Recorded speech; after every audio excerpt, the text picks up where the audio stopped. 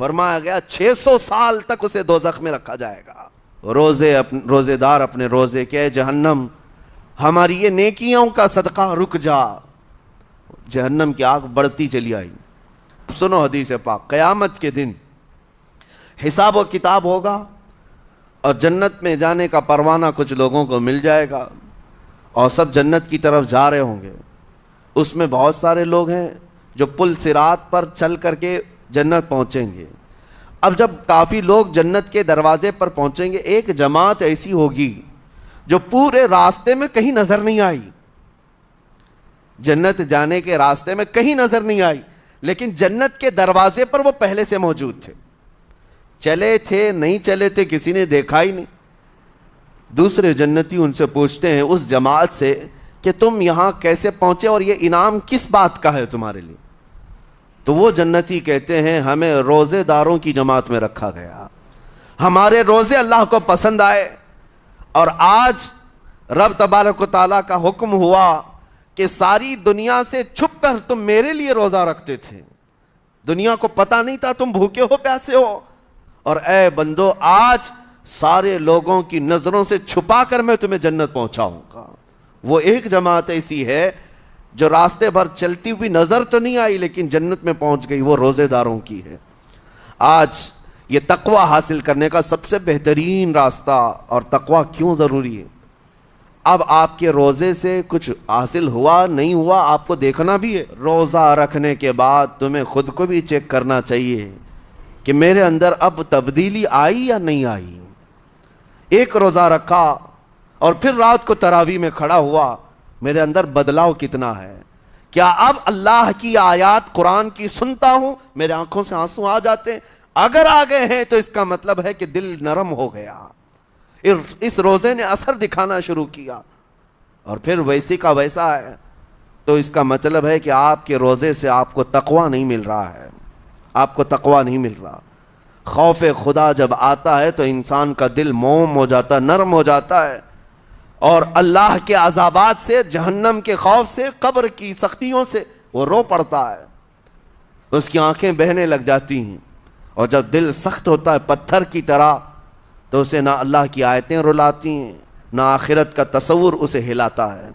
اسی لیے قیامت کے دن کے بارے میں آپ کو بتاؤں، نبی پاک صلی اللہ تعالیٰ علیہ وسلم کی امت کی طرف جہنم کی آگ شعلے لپکاتے ہوئے بڑھتی آ رہی ہوگی بہت تیزی سے، قریب ہے کہ وہ جہنم کی آگ سب کو اپنے لپیٹ میں لے لے۔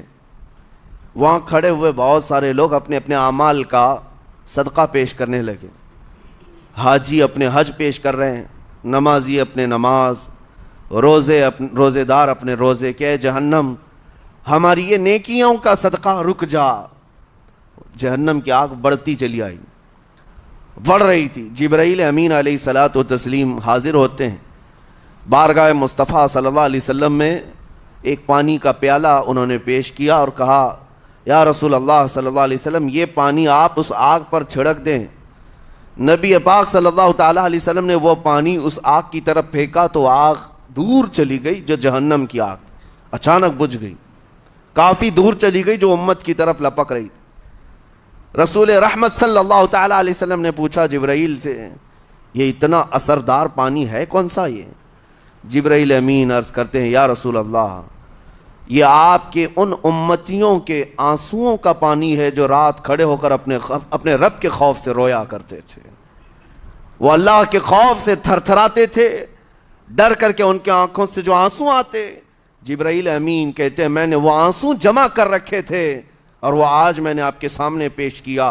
ایک آنسو کا قطرہ جہنم کی آگ بجھانے کے لیے کافی ہے۔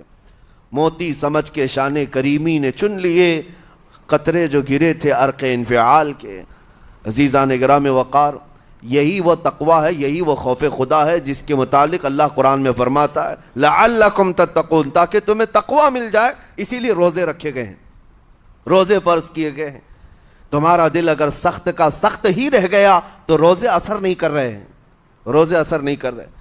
اور ظاہر سی بات ہے کاموں میں برکت نیت سے ہوتی ہے، کسی بھی عمل میں برکت اچھی نیت سے ہوتی ہے۔ اگر کوئی روزہ اس لیے رکھ رہا ہے جیسے بہت سارے فائدے گنائے جاتے ہیں نا، روزہ رکھنے سے کینسر نہیں ہوتا، روزہ رکھنے سے جسم کے فاسد مادے ختم ہو جاتے ہیں، نکل جاتے ہیں، ڈاکٹرز بھی مشورہ دیتے ہیں مہینے میں 1 مرتبہ، ہفتے میں 1 مرتبہ باڈی کو فری چھوڑنا چاہیے. تو یہ تو جسمانی فائدے تو رکھے گئے ہیں، لیکن اگر تم روزہ اس نیت سے رکھ رہے ہو کہ میری باڈی صحیح ہوتی رہے، تو گویا کہ تم تو اپنی دنیاوی غرض سے روزہ رکھ رہے تھے. یہ فائدے تو ملنا ہی ملنا ہے، یہ فائدے یوں بھی ملیں گے اللہ تعالیٰ کی طرف سے آپ کو، لیکن نیت وہ نہیں. روزہ رکھنے کی نیت یہ ہو کہ میرا رب مجھ سے راضی ہو جائے اور مجھے رب تبارک و تعالیٰ کا خوف اور تقوی حاصل ہو جائے. نیت میں برکت ہے، اور جن کاموں کو آپ اچھی نیت سے کریں گے اسی طرح ان کاموں میں اثر بھی پیدا ہوگا. روزہ رکھنے سے پہلے آج نیت یہی کریں کہ مولا تعالیٰ یہ روزہ میرے تمام برے اعمال کے لیے کفارہ ہو جائے، یہ ڈھال بن جائے. میرے عزیزو، برا ہے ان لوگوں کا جن کو میرے آقا صلی اللہ تعالیٰ علیہ وسلم نے دعائے ہلاکت فرمائی. اس سے بدنصیب کوئی ہو سکتا ہے جن کے لیے رسول رحمت صلی اللہ تعالیٰ علیہ وسلم کی دعائے ہلاکت ہوئی ہو؟ حضور صلی اللہ تعالیٰ علیہ وسلم ایک دن مسجد نبوی شریف میں تشریف لے جا رہے تھے. ممبر پر آپ نے قدم رکھا، آمین کہا، پھر دوسرے زینے پر قدم رکھا، آمین کہا، تیسرے زینے پر قدم رکھا، آمین کہا. خطبہ مکمل کیا، صحابہ نے پوچھا یا رسول اللہ صلی اللہ علیہ وسلم ہر زینے پر آپ قدم رکھتے ہوئے آمین کس لیے کہہ رہے تھے؟ سنو، رسول پاک صلی اللہ علیہ وسلم ارشاد فرماتے ہیں کہ میں جب پہلے زینے پر قدم رکھا تو سید الملائکہ جبرائیل امین آئے اور دعا کرنے لگے. کیا دعا کیا؟ یوں کہا، یا رسول اللہ صلی اللہ علیہ وسلم وہ شخص ہلاک و برباد ہو جائے جو آپ کا نام سنے اور پھر اس کے بعد درود نہ بھیجے. حضور فرماتے میں نے آمین کہا. حضور کا نام سنتے ہی آپ کی زبانوں پر درود آ جانا چاہیے. اللہم صلی علی سیدنا محمد وآلہ وصحبہ وبارک وسلم. میرے آقا فرماتے ہیں دوسرے زینے پر قدم رکھا تو جبرائیل امین نے یوں کہا، یا رسول اللہ صلی اللہ علیہ وسلم وہ شخص ہلاک و برباد ہو جائے جو زندگی میں اپنے ماں اور باپ میں سے کسی ایک کے بڑھاپے کو پایا اور ان کی خدمت کر کے جنت نہیں حاصل کر سکا بلکہ ان کو ایسے ہی چھوڑے رکھا، ایسا شخص برباد ہو جائے. حضور فرماتے میں نے آمین کہا. پھر جبرائیل امین نے کہا تیسرے زینے پر قدم رکھتے ہی. میرے آقا فرماتے ہیں جبرائیل نے یوں دعا کی کہ اے اللہ کے رسول وہ شخص ہلاک و برباد ہو جائے جو رمضان کا مہینہ پایا لیکن اس کا ادب نہیں کر سکا، اس کا احترام نہیں کر سکا. حضور فرماتے میں نے اس پر بھی آمین کہا. جس کی ہلاکت کے لیے جبرائیل امین دعا کر رہے ہوں اور اس دعا پر سید الانبیاء آمین کہہ رہے ہوں، ایسے شخص کی بربادی کا کیا انجام ہو سکتا ہے؟ وہ کتنا بد نصیب ہوگا. اسی لیے میرے عزیزوں، مسلمانوں میں یہ رواج ہی نہیں ہونا چاہیے کہ اٹھ کر کے پوچھتے رہیں روزہ ہے کہ نہیں ہے، روزہ ہے کہ نہیں ہے. مسلمان ہے تو روزہ ہے، اور یہ کوئی آپشنلی عبادت نہیں ہے کہ 4 رکھ لیا 2 نہیں رکھا. آپشنلی نہیں، یہ فرض عین ہے. ایک روزے کو چھوڑنے کا گناہ فرمایا گیا 600 سال تک اسے دوزخ میں رکھا جائے گا. 600 سال تک. یہ معمولی چیز نہیں ہے. اور جن کے پچھلے روزے قضا ہو چکے ہیں معاف نہیں ہوں گے. تھپڑ مار لیں گال پہ، توبہ توبہ کر لیں، معاف نہیں ہوں گے. توبہ تو کرنے کے ساتھ ساتھ قضا بھی کرنا ہوگا. جب موقع ملے سال بھر میں اپنے چھوٹے ہوئے روزوں کو واپس کرنا ہے. اس کی اہمیت میں آپ کو بتا دوں، ایک روزہ اگر جان بوجھ کر کے کسی نے توڑا یا چھوڑا تو جانتے ہیں اس کا کفارہ کیا ہے؟ اس کا کفارہ یہ ہے کہ اس کے بدلے میں دوسرے دنوں میں 60 روزے کنٹینیو رکھے. رمضان کا ایک روزہ پورا کرنے کے لیے 60 روزے رکھنے پڑ جائیں گے. ہاں اگر کسی عذر کی وجہ سے، کسی تکلیف کی وجہ سے چھوڑا تھا، بیمار تھا یا سفر میں تھا یا تکلیف کی شدت تھی، اس وجہ سے روزہ چھوڑا تھا، تو اس کے بدلے میں ایک روزے کی قضا ایک ہی روزہ ہوگی. لیکن بغیر کسی عذر کے، شہوت کی وجہ سے، نفس پرستی کی وجہ سے توڑا تھا یا چھوڑا تھا تو پھر 60 روزے رکھنے پڑ جائیں گے. اس سے اندازہ ہوتا ہے کہ ایک روزے کی اہمیت کیا ہے رمضان کے. اسی لیے میرے عزیزو، یہ روزے آسان ہیں. روزے آسان ہیں، اس کو رکھ لو، اس کی جزا بہت بڑی ہے، اس کی جزا بہت بڑی۔ آج الحمدللہ ہمارے 5 سال 6 سال کے بچے روزہ رکھ لیتے ہیں، تو بڑوں کو تو اللہ نے جو طاقت عطا کی ہے، روزہ ہرگز ترک مت کرو۔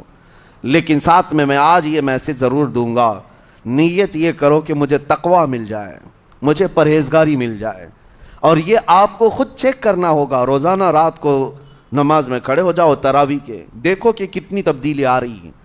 آج میں نے روزہ افطار کیا، میرے اندر بدلاؤ آیا کہ نہیں آیا؟ اور اگر نہیں آ رہا ہے، کوئی تبدیلی نہیں آ رہی ہے، تو اس کا مطلب ہے آپ تقوی نہیں حاصل کر رہے، آپ تو روز مرہ کی روٹین پر چل رہے ہو۔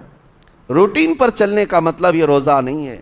روزہ تقوی دے کر جاتا ہے بندے کو، روزہ خوف خدا دے کر جاتا ہے بندے کو۔ قسم رب ذوالجلال کی، ہر برائی رمضان میں ہی آپ سے ختم ہو جائے گی۔ جس کی کوئی چیز چھوڑنے پر نہیں چھوٹتی ہے، وہ رمضان میں کر کے دیکھ لے۔ اللہ کی بارگاہ میں یہ عہد کرے کہ مولا دن بھر میں تیری رضا کے لیے بچ رہا ہوں، مجھے میری باقی زندگی میں ان گناہوں سے بچا لے۔ وہ رحمان ہے، جب وہ تمہیں اس کے بدلے میں جنت دیتا ہے تو یہاں برائیاں کیوں نہیں چھڑواتا؟ یقیناً وہ برائیوں کو تم سے دور کرے گا۔ قرآن کا فرمان عالی شان، لعلکم تتقون، اسی پر میں نے آپ کے سامنے بات رکھی ہے۔ روزے اس لیے فرض کیے گئے ہیں تاکہ تمہیں تقوی مل جائے، پرہیزگاری مل جائے۔